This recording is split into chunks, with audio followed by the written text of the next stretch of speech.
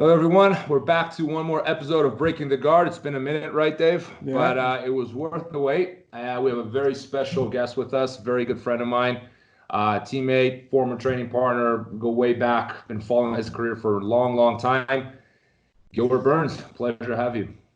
Yeah, my pleasure be here. Be a while. Been a while we don't talk. So how you been in Florida with all this COVID stuff? I imagine it must be more difficult to train nowadays, huh?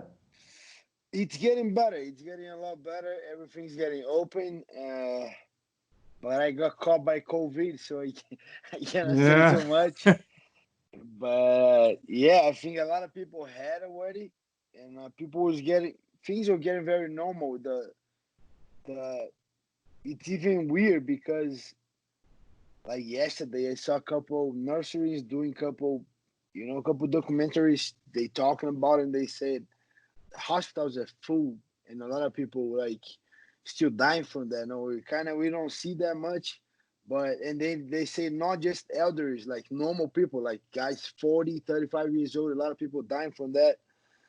But I think as of right now the numbers is going down as we talk, but it's very confusing because I got COVID.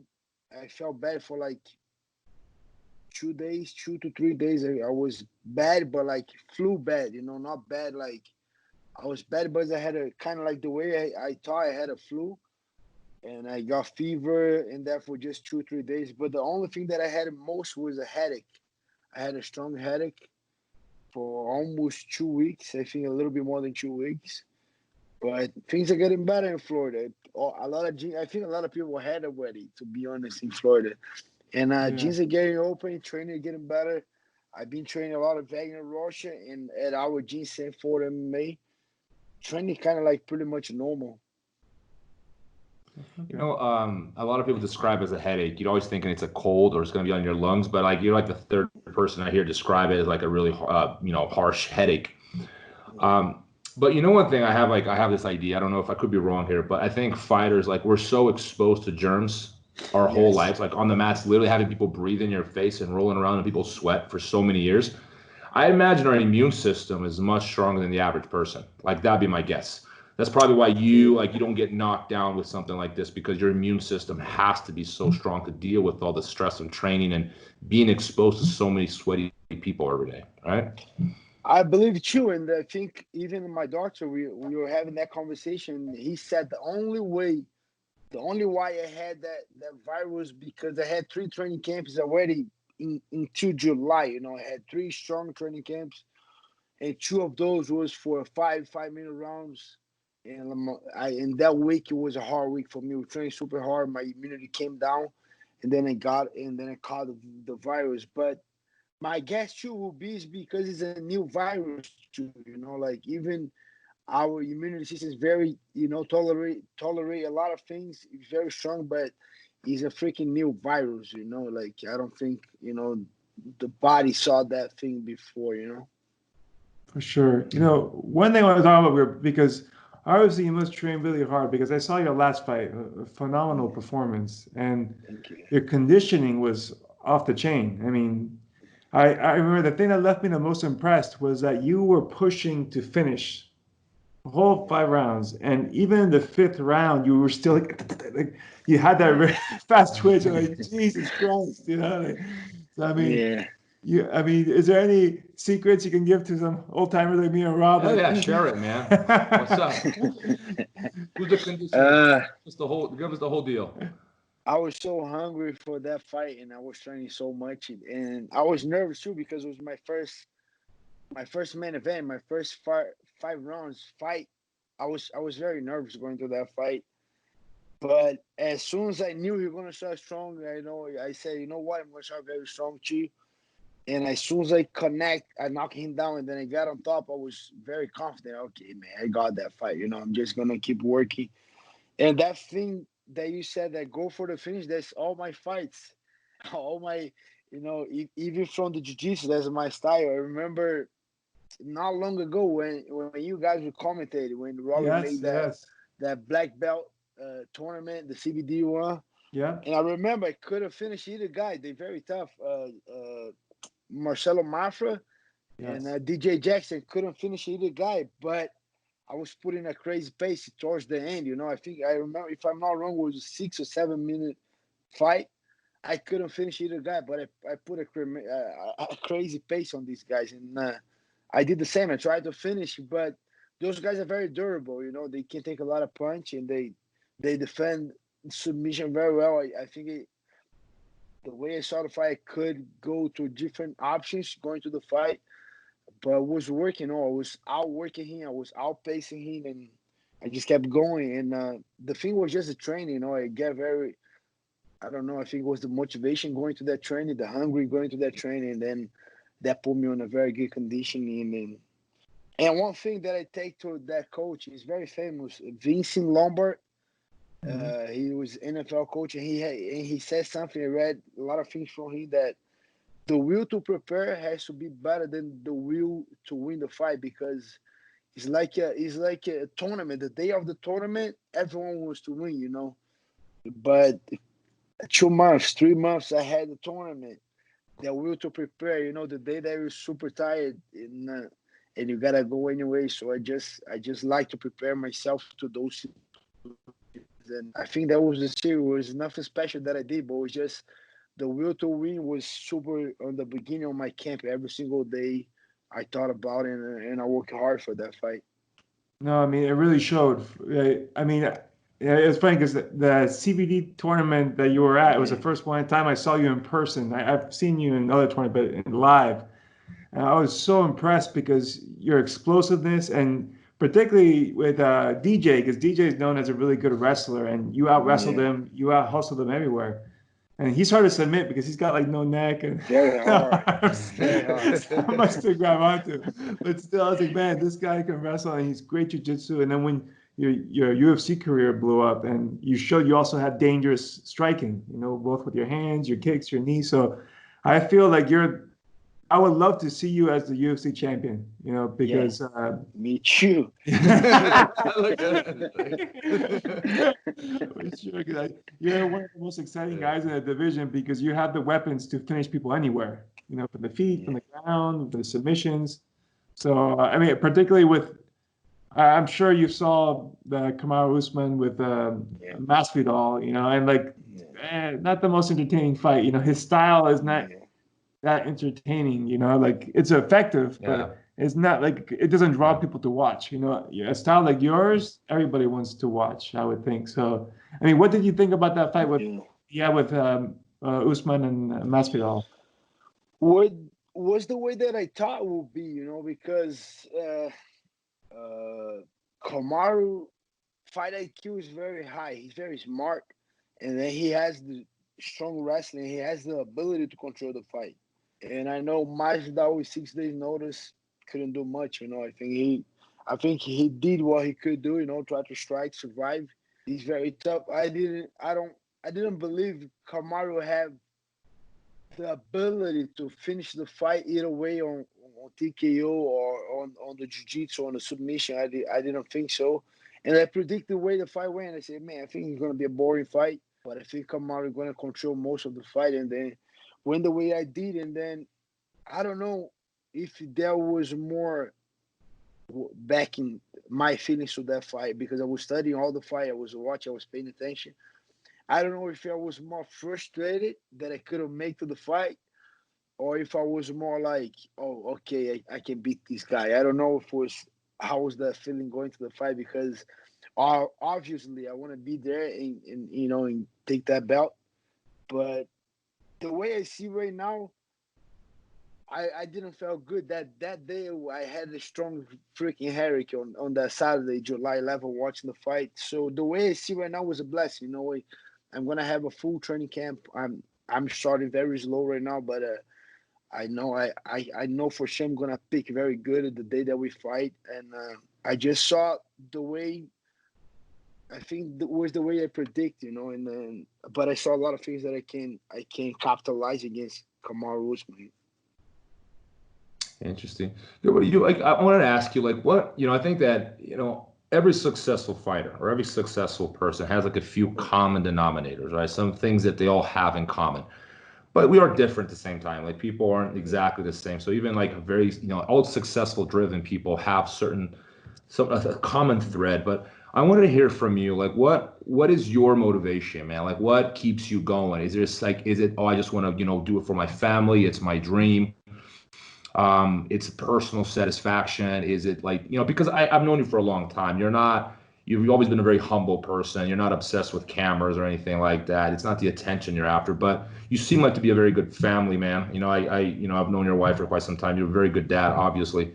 But I wanted to hear, man, what motivates you, man? What gets you out of bed every morning? Because you've been doing this for a long time, and yet you're still highly competitive, and you've never been better. This is the best version of Gilbert Burns we've ever seen. Like, what keeps you on that track? It's simple. I want to be the best, and I know I can be, and knowing I can be and believing on myself, I know I can be. It's just like I don't see something very, very, very special, very. I know. I said no, I can do this thing. I'm just gonna put in the work. And another thing too, I don't know if a lot of people will say that, but I love when people doubt me. Like when people, I don't think he will be a champion. I don't know. That thing just triples my determination, my will to compete and to prove. And but on the same time, my competition is different. Like for example, if you go to a run, me and you, like, and we start doing sprints and everything. The thing with me is I don't even know how to explain how they started. But for example, if you go to a sprint, I don't want to beat you. I don't want to especially beat you.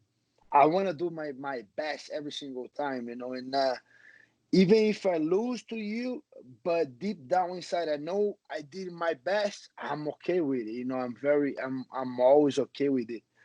But the competition within myself is I'm very competitive with myself. Like if I know I could give a little more, and for any reason I hold myself, I get very frustrated with myself. So I try every time that I go to compete, I want to show my best. I want to give my best, and that drives me to be the best and just to.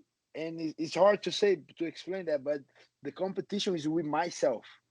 I know I can go there and beat these guys, but then I need to be at my best.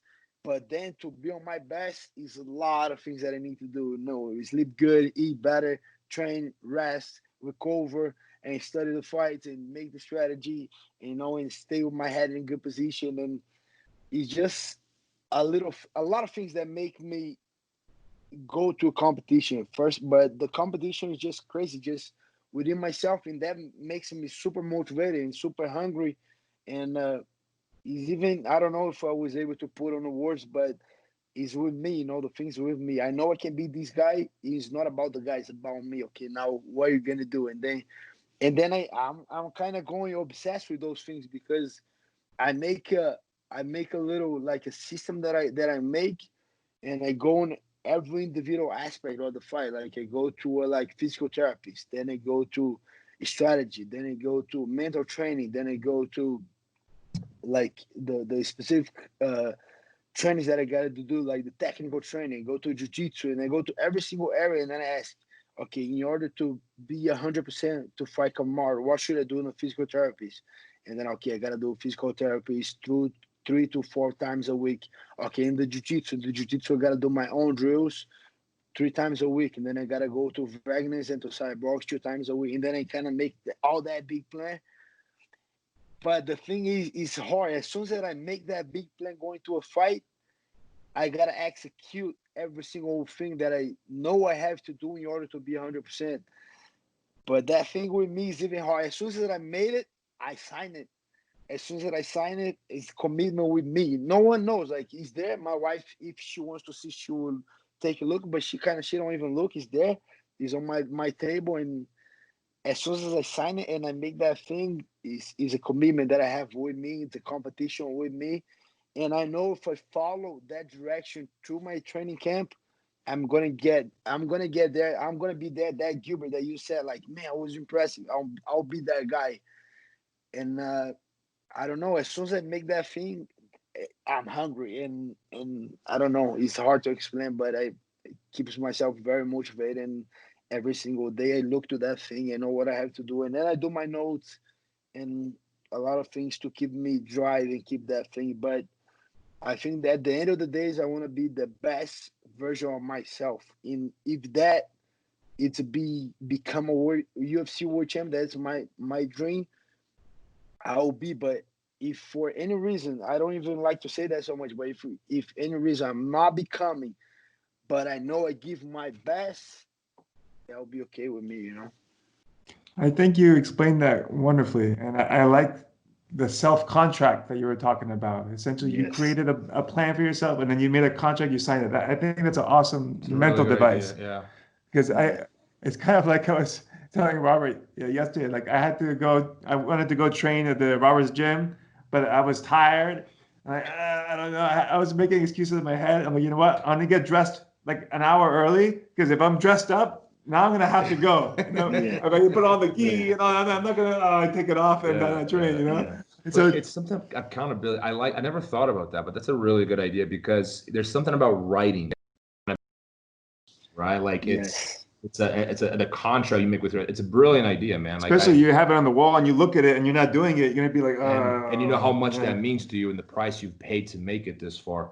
Gilbert, I think you answered the question beautifully. You said something, that almost everything you said, but one thing I have to prove it to myself, right? I'm doing it for myself, and I always say that that's the correct motivation. I think there are many motivations, right? Like you can have like prove it to my girlfriend. I want to make some money. I want to be famous. I want to, I want to have a legacy. Or I think these motivations are valid, right? And they can help. Yep. But I think that the real engine to success is like I want to prove it to myself, and you hit the nail on the head. And I think that's why you have proven to be so successful in the gi and no gi and now in MMA, because I think your motivation is the right one. And also that you're measuring yourself, not against somebody else. I think that's where a lot of people make the mistake, particularly people who are lower in the total, the white belt or blue belt, and they're trying to compare their progress to their friend who maybe is more faster or more talented. And they're not getting as good as that guy, and then they're like, and they quit or they let off. Where I think you have it right, where everything's about you. It's about how good am I. Even if I could beat somebody, if I didn't beat them to the best of my ability, you're kind of pulled back. And I know what you're talking about, where you could lose a fight, but you poured everything into it. There's no shame in it. Yeah. It's like I did everything I possibly could. I prepared properly. It just wasn't my day. Like I remember when I fought you and I lost. I was okay with it. Yeah. I poured everything out in the match. You were the better man that day. So like I said that he was really tired. I can't give myself too much credit. But it's a corny quote, but it's corny, but it's very profound. And it's corny because it's from Karate Kid, right? And when Daniel-san is defeated and he wants to quit, and Master Miyagi gets on the mat and goes, Daniel-san, it's okay to lose to your opponent. It's not okay to lose to yourself. Yes. And as corny as that is, like it's so profound, because that's what's going on, man. Like most of the times we lose to ourselves, and that's unacceptable, because you can win that fight. Your opponent sometimes are going to be better than you. There's nothing you can do about it. Like that day was just his day. You make a mistake, it caught you, whatever. But losing to yourself, unacceptable.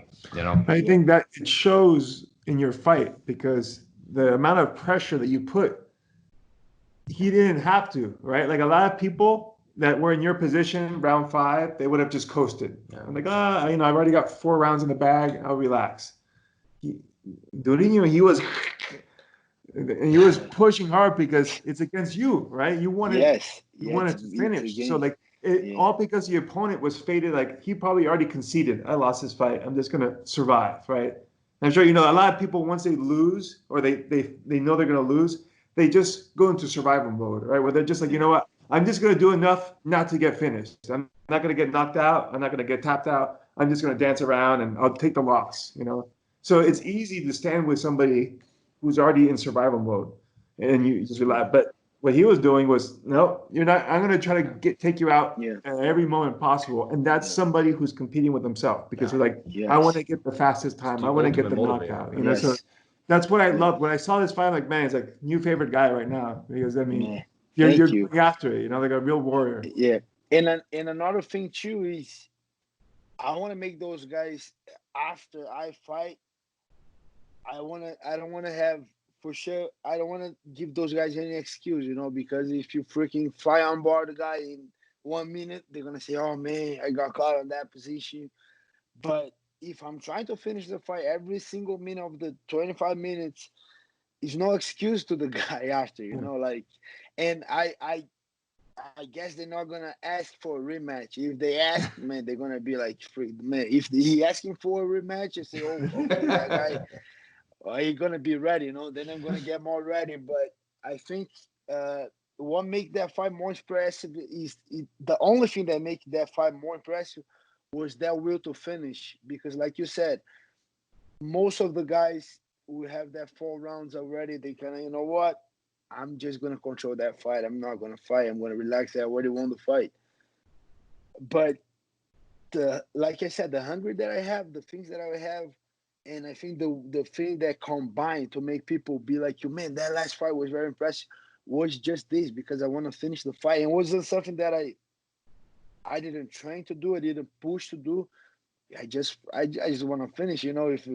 If I was losing too, if I was losing the fight, I'm gonna fight till the end. And then and I think that was it. I just want to try to finish it.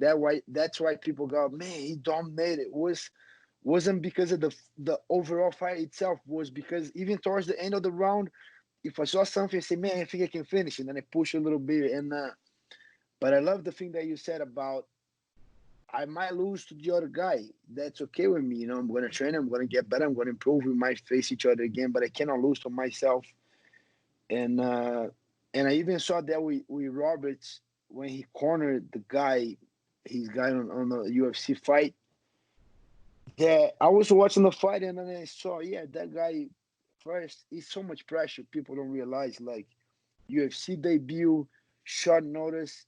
It's a lot of pressure. And he was getting hit. He was losing the fight. But I saw when he got very frustrated, when things wasn't working, wasn't his way.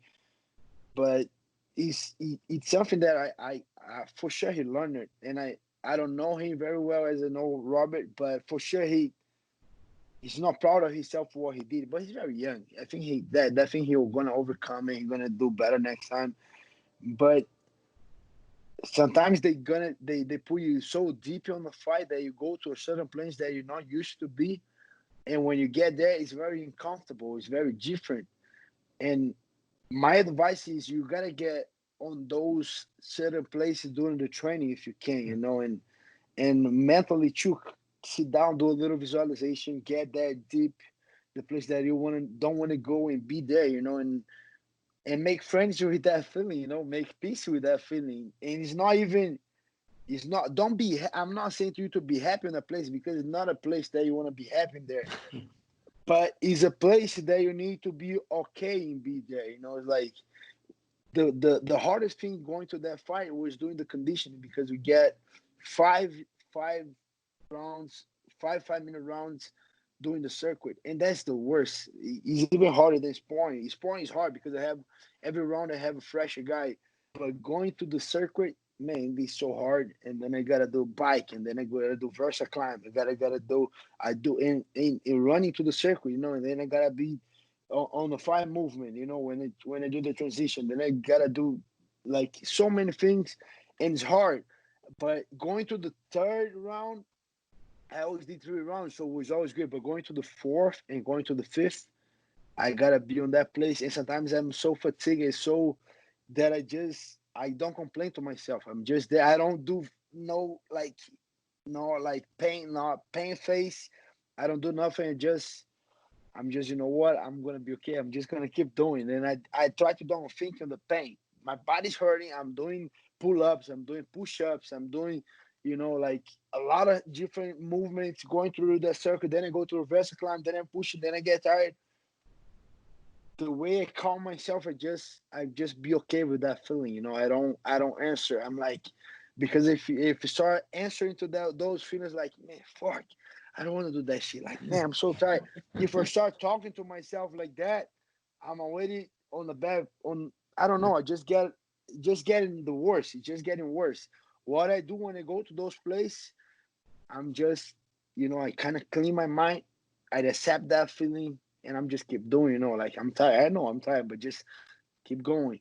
man, okay, keep going, deep breath and keep going. And then that, I don't know, that just give me a little more to go, you know. And then when that happens on the fight, I'm okay. It's not the end of the world. Okay, I got knocked down.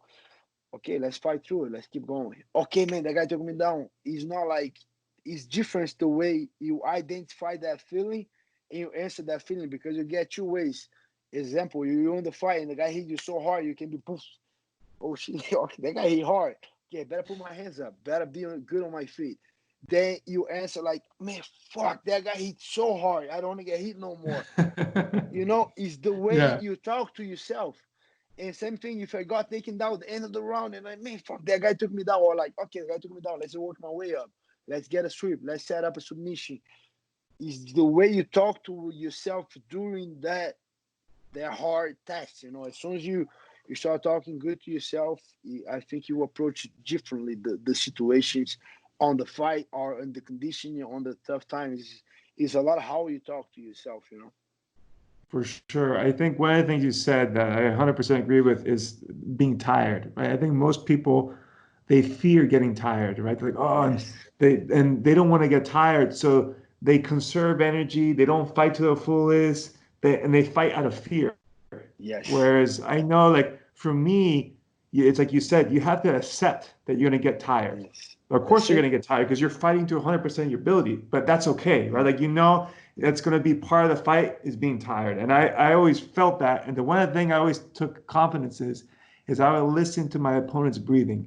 And you'd be like, Yes. Yes. like, Me too. Me yeah, I'm too. like, I got you. You know, you're Yeah. exactly, you're breathing harder than I am. You know what I mean? So Yeah. even though we're both tired, I'm gonna wear you out. You Yeah. know, and I Yeah. think that's one of the things for me I'd always listen to. You know, but Yeah. Me like, too.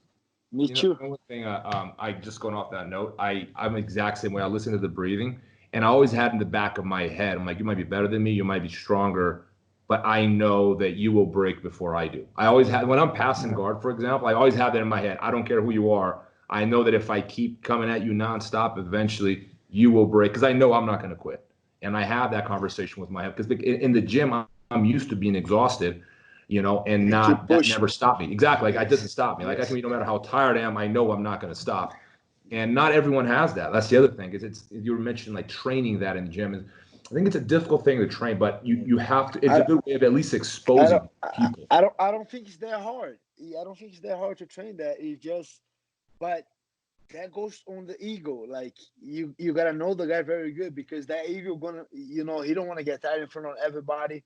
And to be honest, I was I remember I remember clear when I was a blue belt and I won a state tournament, and I got back to the gym and I was trying to get a little cocky, you know, and my coach just felt, oh, that guy won a little tournament, and okay.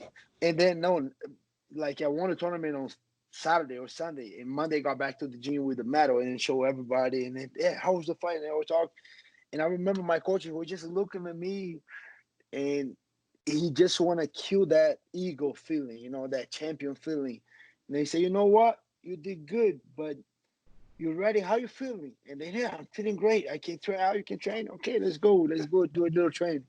And then we start training, and then he just make a shark tank uh, for nothing, for nothing. And then, but he was just killing my ego at the gym, you know, because so what he do? He go one guy 2 minutes, okay, the guy out, another guy with Durinho, and then first five guys I always had a great cardio. So first 5, 6 guys was good, and then I said, okay, now we're starting in bad position, starting side control. Then he was putting heavier guys, and after like, and I was like I said, I have a great cardio. Sometimes it took me 20 minutes to freaking get tired, and after 20 minutes, he don't even tell me the timing. Back then was just on the little timer right here. it's not much. Change, the other guy, and then I remember I was doing like 40 minutes, 45, and I was exhausted. I was done. And then when he saw that I was done, he put a white belt on me. Okay, white belt shot on the mount, and fuck, I'm not tapping for this guy. And then sometimes I give up my back, and the guy on my back, he cross facing, and I got a tap. And then another guy, and that was just keeping me very humble. And that thing was, I don't know how was his intention doing, but was helping on my cardio, was helping on my ego, was helping on my defense, was helping on a lot of little things that I help when I do my training for MMA. I do a lot of Shark Tank too, and then I put me a lot on the bad position. Let's say fighting for Kamaru. If I do the training right now, I'm gonna first minute stand up, second minute a fresh guy putting me on the cage, and then third minute one guy on top of me putting pressure. 4 minutes on the cage again. Last minute striking with the quicker guy than me, and I will do that several times.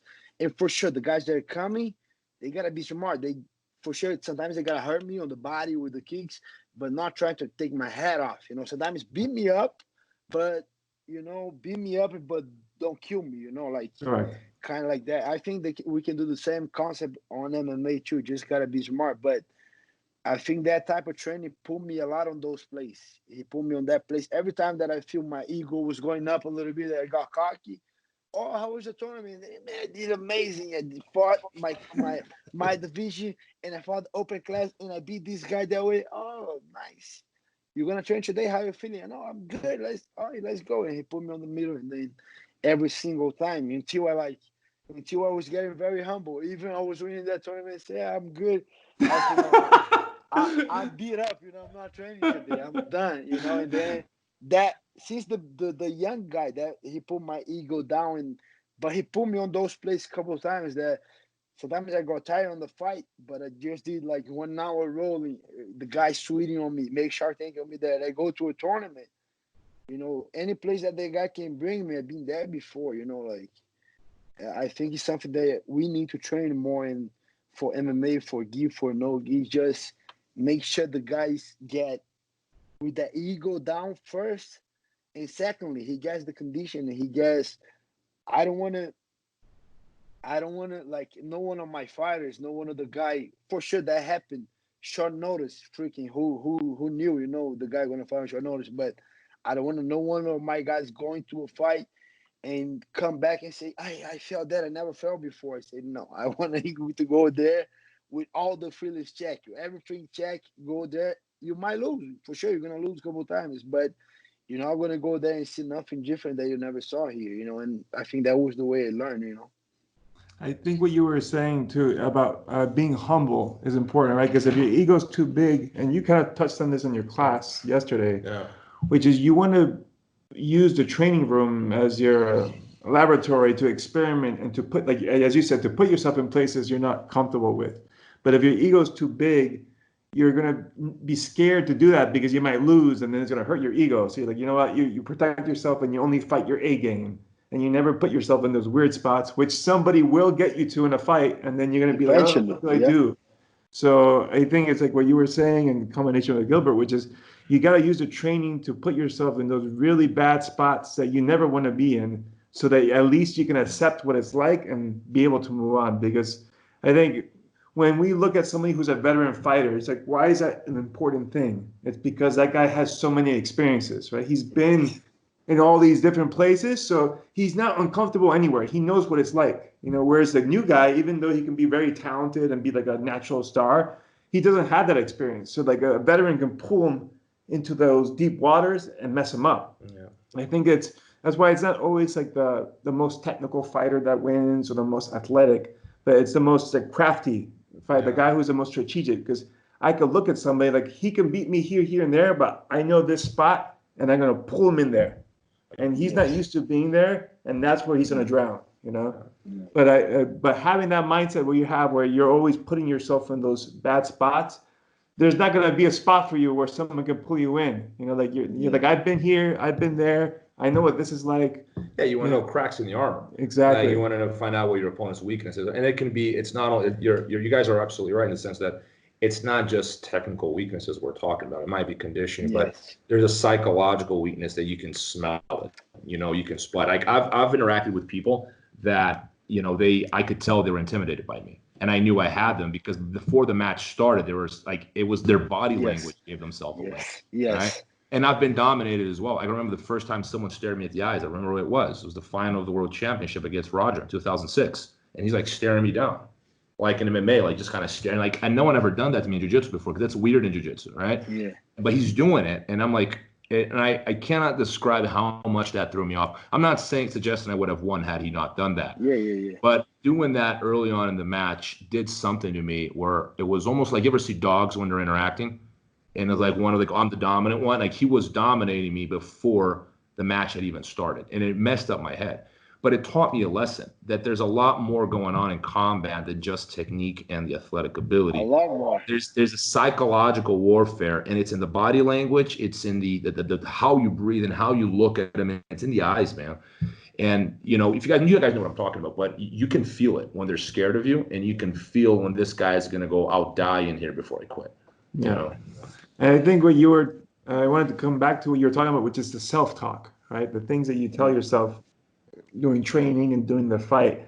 It is super important, because if you do get taken down and you have that, oh crap, I got taken down, you're starting to bring your whole mental game down, you know what I mean? Whereas like I always was somebody that wanted revenge after everything went wrong. Like when I had my nose broken, I'm like, okay, now it's my turn to get some licks on this guy, Whereas some people, they get their nose broken and they fall back. They're like, oh God, I'm hurt, Or they see blood and they get scared. And so I think it's important that everybody's different, of course, but I think that self-talk has to work for you in a way where it keeps you pushing. Some people need to like insult themselves to get riled up. Some people just speak positively.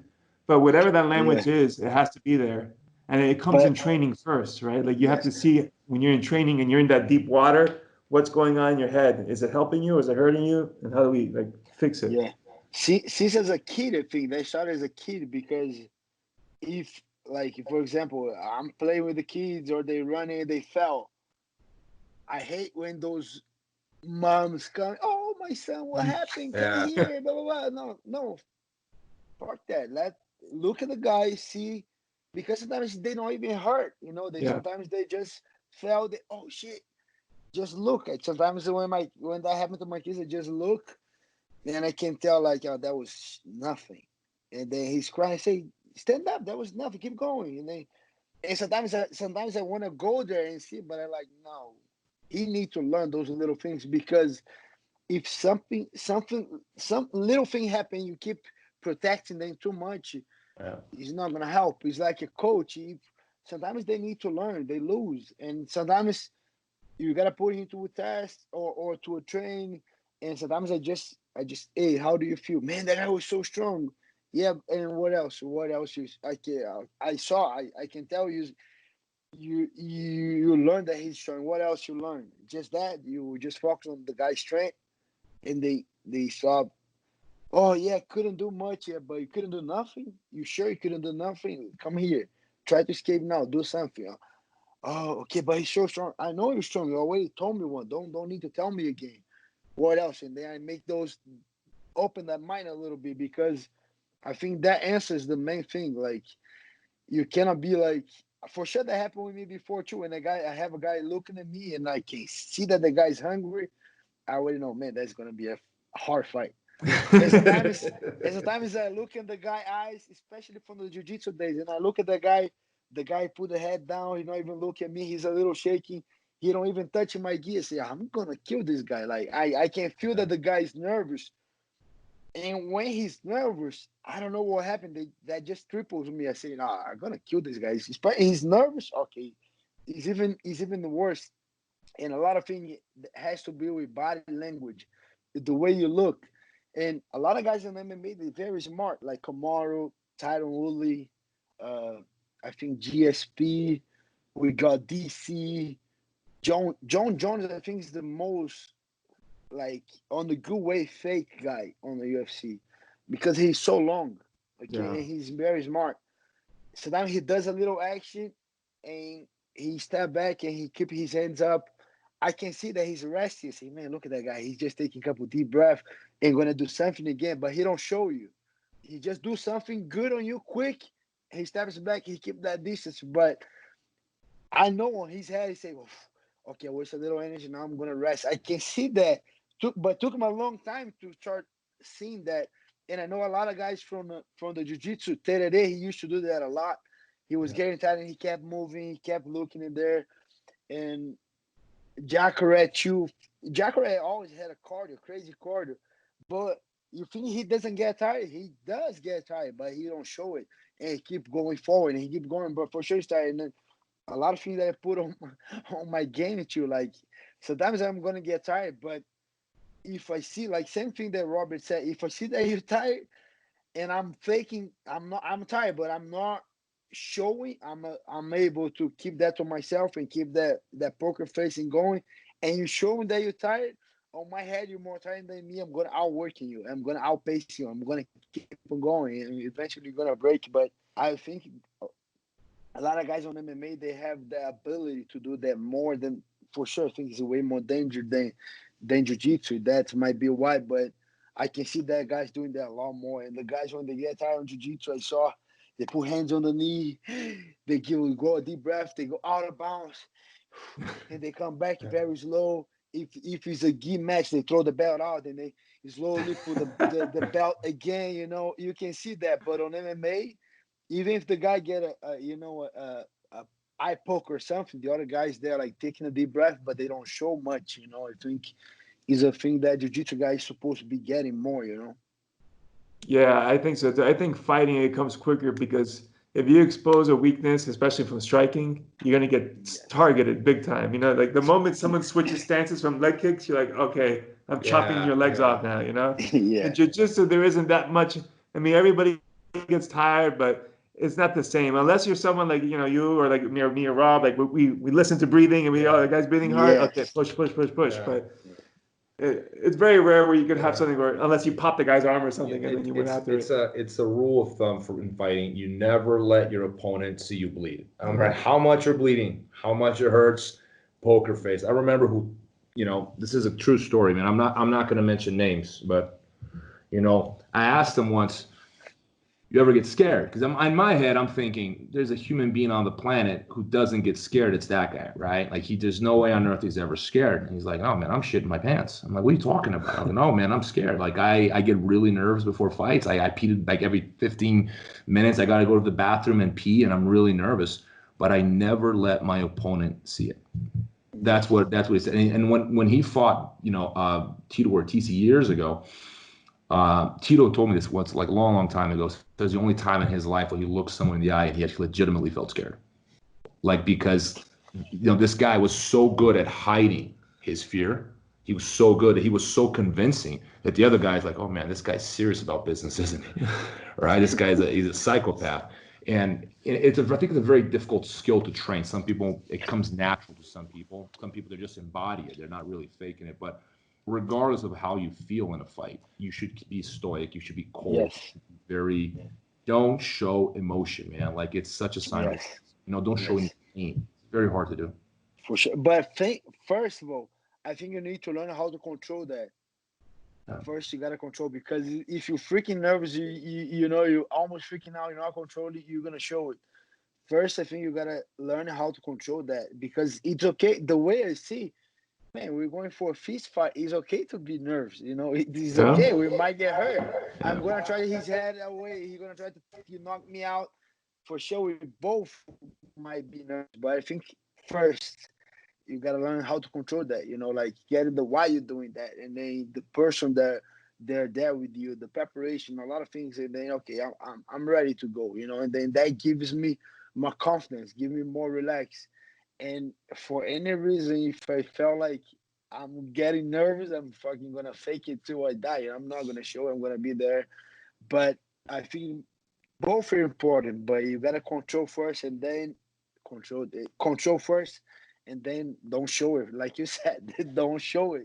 Like don't show it. Yeah, and I think it's because everybody gets nervous, right? Because to me, nervousness is just a form of energy, right? Because stress is just pressure, right? But it's how you channel that energy. I think some people, they don't do it properly. They start getting their hands tight, and they get super tired before the match even starts. By the time they step in, they're already exhausted.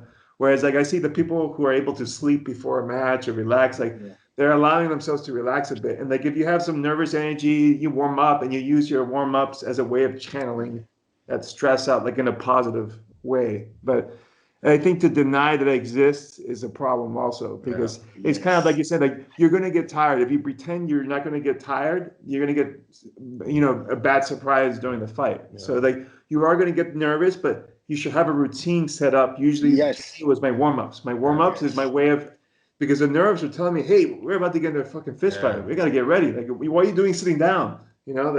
Because I think it's something that most people don't understand. It's one thing to get into a street fight where there's no preparation, right? It's just like me and Rob, we start fighting right now.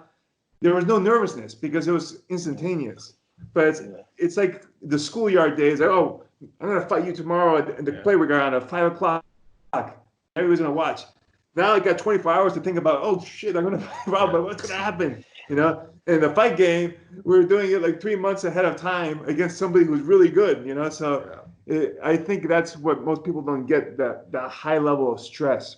And I think that's why competition is so good for the soul, because if you can handle that type of stress in combat, everything else is easier. I agree. This is like a survival issue, because every time you step in there, you might not walk out there. It hasn't happened, but you could get hurt seriously. It's serious consequences. But if you can deal with that, to me, everything else becomes a lot easier. It's hard to get intimidated by anything in life. Yeah. I mean, the only thing I can think is worse is like probably going to war or like some kind of special ops situation where you got to go kill bin Laden and you got like 6 of your buddies with you. It's got to be nerve-wracking. Yeah, that's a level. I agree. I think that's got to, I can only imagine, but I'm assuming, right? But other than that, something extreme like that, or one of those survivalists, those people that go climb Mount Everest or cross the Amazon on foot. Like, that's some extreme shit. But fighting is pretty extreme in every way, man. It's that psychologically, we talked about this before, physically, intellectually, emotionally. It's on the frontiers of what humans can handle in so many different areas, right? Not just one aspect. But speaking for myself, man, it was very difficult for me to master this. Like, it took me years, and I never fully mastered. To my last fight, I was still shitting my pants. But you learn how to control it. Yeah. But when I do other things in life, even when I was a kid, like walking up to a girl and talking was really hard. Like, it was hard. I was scared. Like, I'm going to talk to that girl, like go get her number. Like, now it's to the point where like it's how on earth am I going to get intimidated by something like that? Like a tested score. How is that going to intimidate you? Like, nothing else intimidates you, because it's like it's not nowhere near as hard as stepping into a cage and fighting. Yeah. And I think it helps a lot. Like you said, help a lot on outside too, because when something crazy happened at home, I remember we were moving to my house last time that we were moving. We got the bed, so we had a lot of wood on the wall, hanging on the wall, and my kid was playing on the wood, and he kind of ran. The wood fell on his head, and I just heard the wood pop, and I think something happened with Pedro.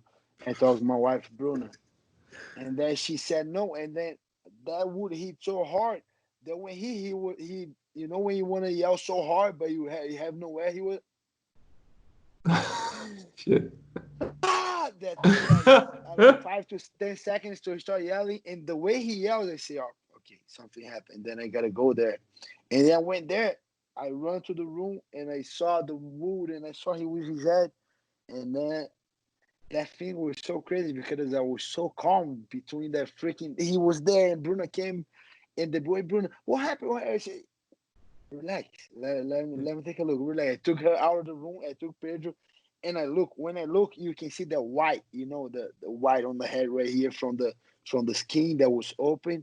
The blood, it took like 2-3 seconds, boom, start blooding everywhere. And I'm pressing the blood. And then I was so calm doing that. And then I looked like, man, after I was realizing, because those situations make me so calm in the middle of something going crazy, I just think on the solution. Okay, I gotta get a cotton, I gotta put here, gotta go to the hospital. I think that my mind was going crazy, thinking on the solution, and then my wife was going crazy, was bleeding on me everywhere, and I was trying to make him calm. Say, no, that was nothing. Relax, come here with that. And I take him. My hand was here, and then I got something. Then I pressed. Boom, went to the car. I kind of go up like we do in jiu-jitsu, put something on his head. Went to the hospital, got there. He got stitched, and then. After when he got stitched, I still relaxed. I was with him, doctor was there. I said, relax, that is here, but nothing gonna happen. But the only thing that made me relax on those situations was fighting, going to the fight. And the other thing too that even worse is I'm getting better around. I'm hitting Vegas too because I'm gonna corner one of the guys. It's hard to corner in too because especially I don't corner a lot of people. I'm not like I corner like 3 to 4 guys that's like my guys that are really close with the guys. And I want the guy to win. Don't matter. I don't have ego. Don't need to be in jiu-jitsu. Don't need to be. I just want you to win on your best. And I want to be able to tell the guys the right thing that, the right adjustment or the right details, the right things that he needs to do during the fight. And for that, I need to have a clean mind and so stressed that I need to be on my zone to be able to say the right things on the right time and be reading the guy and reading the opponent and seeing if he's tired or not. That thing makes me so tired. Like, Yes. is the hardest thing for me is to coach because I want the guy to win. And sometimes me and the guy. Sometimes I see there's me and the guy. I remember I went to the UFC that none of the coach could travel. There was just me and Cesar Mutante. He was on the UFC. He did a co-main event in Brazil. And freaking flew to Brazil and holding pads and we grapple, helping him to cut weight, cooking, buy stuff, blah, blah, blah, everything. We're going to the fight. He fought CB Dollaway. First minute of the fight, he rocked CB Dollaway. Boom! CB Dollaway was wobbling and Cesar started swinging for his life. Crazy swinging. And CB Dollaway just kind of protecting himself a little bit. Boom! Cesar get knocked out cold. And that was a minute and a half. And then I was like, man, fuck. And then I got to run to the doctor. They're going to help me to come up. What happened? And I said, what happened? You were winning the fight, but you start swinging like crazy. You got caught. And then they say, oh, really? Oh, shit, I'm fighting. Yeah, you're fighting. and I was like, and then they were showing the replay. I say, look at the screen. Look how he hit the guy. And then he would look, man. And after a minute, I say, okay, I'm remember everything. I'm good. Fuck. And then after that is the worst because we go back to the room and he lost. Not a lot of people called, just his wife and I think his dad. And that's it. Nobody calls and we were there and waiting and that's it. And that's why when people ask me to corner, I say no multiple times. Just like my brother, I corner this guy right here. That's kind of like my little brother, Uri and Vicente. Look, there's 3 guys that I corner. For sure, I have a lot of guys that I like to. If I have nothing going on, might go and coach and help. But I don't like to do because for me, it's very personal. I put a lot of energy. You don't get back because those guys don't making real money. I'm not going to ask for money. They just pay my tickets, help a little bit with food, a little things, but that's it. But I don't make money. But I think the only thing that is harder than a fight is to corner and know you're very important to the guy. You can really help the guy to win the fight. And I got to put a lot of attention. The only thing that's harder for me, I think Robert now he's used to it now. I'm not that used to it yet, but it's hard to be there and know I couldn't do nothing. And the guy win or lost the fight. And like, man, like, if you did this, you won the fight. Like, why didn't you do that? That thing is, I still working on that. Because you always want to think that you could have done something, right? Like I should have said something. I could have trained them like this. So you always like carry your share of the blame, which, I think is a good way of looking at it because, I always say this to my students. We win together and we lose together, right? We prepare together, we win because that way I say this to my students all the time. Fighting is a team sport. What you're describing, that tight little network you have of like 4 people, like those your boys, that's super important, man. That's a big piece of the equation. So we have to, when we win together. So we share the credit of victory. But when we lose, man, it's a time for everyone to go back to the drawing board and like, what could I do different to be a better coach and training partner, right? It is a stressful thing. I know your brother fights, and I guess we'll talk about him another time. Yeah, but have him. I know my brother and we were fighting together, and my brother, he wouldn't corner me because he was too nervous. He would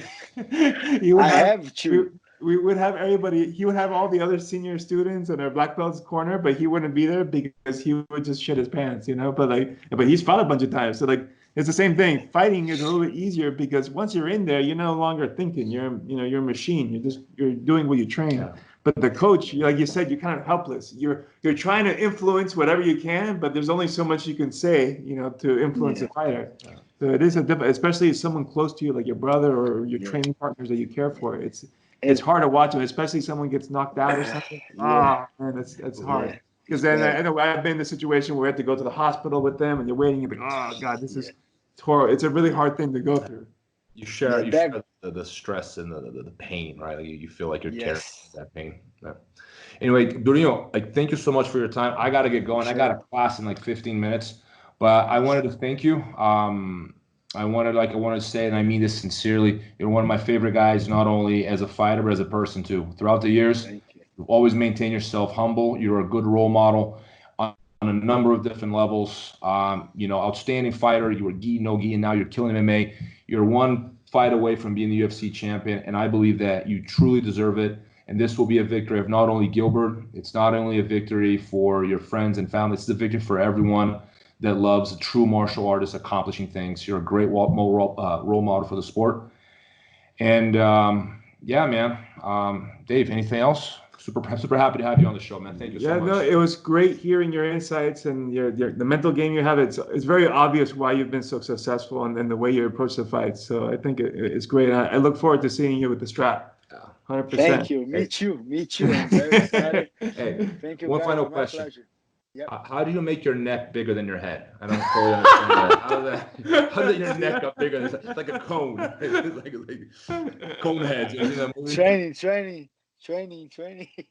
Awesome. All right, man. Hey, love you, man. Hey, kick ass. Okay, we'll talk again soon. Take care. Thank you, guys. Right. Have a good one. Ciao.